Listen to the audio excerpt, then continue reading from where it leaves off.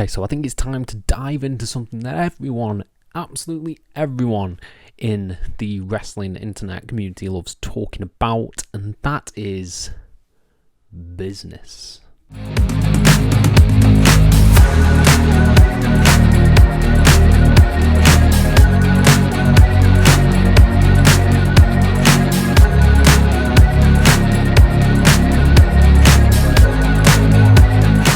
Hello and welcome to FTTR, I am Hugh McQuaid, and today we are talking about a big old announcement that's going to be happening this weekend involving cross-promotional stuff between WWE and Pro Wrestling Noah, and what this could mean for the industry moving forward, and why I think it could be a game changer. We'll dive into that in a second, but before we dive into that, please hit subscribe, please like this video, please comment your thoughts down below, and I'll try and reply to every single one of them as we dive into this big old topic. So, it was announced recently, sort of by Pro Wrestling Noah, that there will be a big crossover announcement, a major announcement as it is billed, between WWE and Pro Wrestling Noah at their show this Sunday, Grand Ship, which has a huge main event between Kaito Kiyomiya and Gabe Kidd. That is going to be incredible.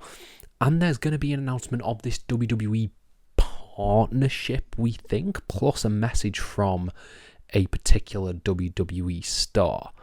Now, we'll dive into this right away. Forbidden Door stuff. So Forbidden Door, obviously, was a concept that it's been around for ages, but it was sort of brought to the mainstream by AEW, bringing the Forbidden Door show, the New Japan crossover super show, which has been great for these past few years. WWE has never really done that. There's been odd pop-ins every now and then. I sort of think of Jushin Thunder Liger down in NXT. And more recently, we've seen with the TNA partnership and now this Noah partnership, the WWE is really sort of branching out and looking to work with other promotions. Obviously, Marigold, a promotion in Japan they are working with heavily. So what does this mean? What does this mean for WWE? First of all, let's speculate on what the announcement will be.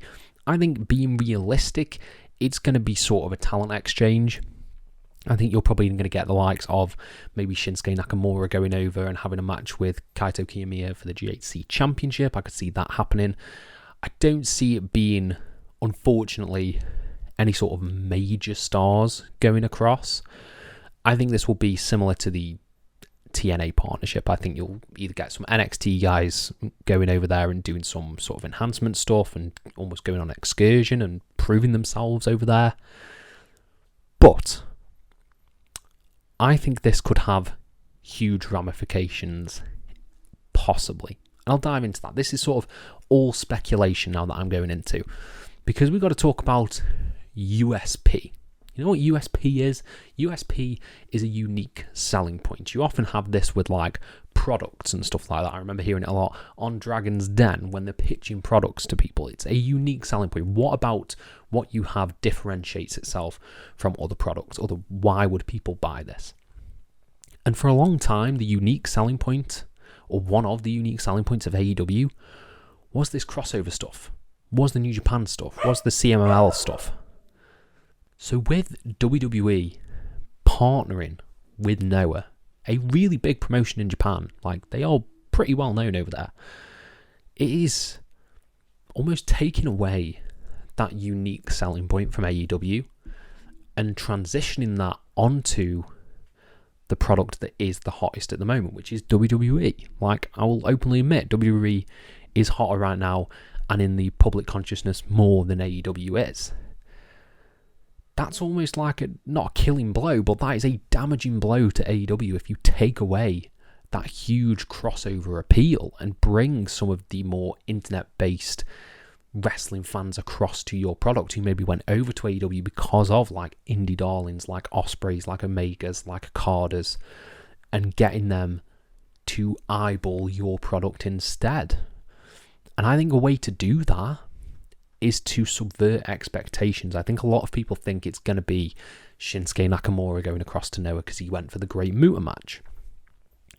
As my thumbnail sort of entices, they could really flip the script here and do something completely unpredictable by having Randy Orton go across and have a match for the GHC Heavyweight Championship. You think sending Randy Orton to Noah would not have everyone's eyeballs on your product, because that is something that has never been seen before. And that could really spark interest in not just Noah, but WWE as well, bringing some of those really hardcore, maybe lapsed fans back, being like, what is going on here? Sending the likes of Sheamus, who's also my thumbnail, not just because he would have a banging match in Pro Wrestling Noah, something really, really exciting there, but again, it's something that you wouldn't expect.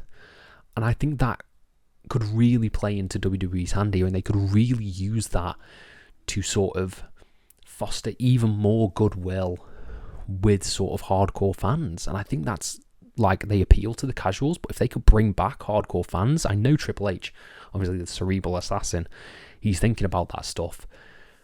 It could be really, really interesting. There's obviously a video somewhere down the line of Noah WWE Dream matches, but I don't want this to be treated like a light thing.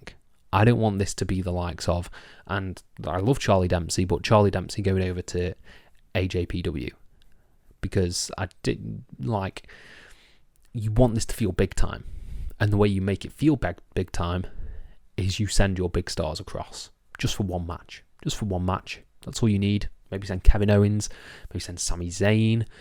Like, send someone who is in that top echelon of main roster caliber to really create a unique atmosphere and create a unique selling point for yourself.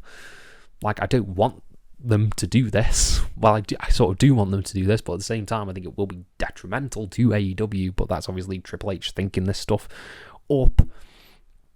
I think you could really have something here, because not only would you have sort of this relationship established and sort of like, yeah, we'll send you, Randy Orton, and he'll have a really cool main event exhibition match, and then we're on good terms here. Sure, maybe he'll lose as well. Maybe he could put someone over.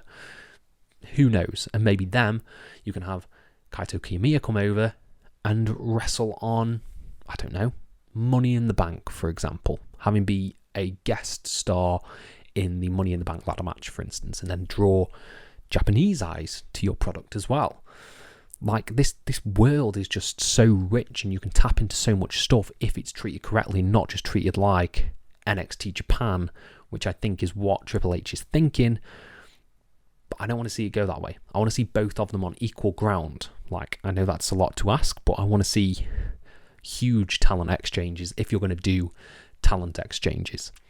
So I think that could be a really crippling blow to AEW and that sort of environment that they've fostered of the crossovers, of the forbidden doors, because you're taking away that unique selling point. So in a way, it's kind of a dastardly, awful, really intelligent move from WWE.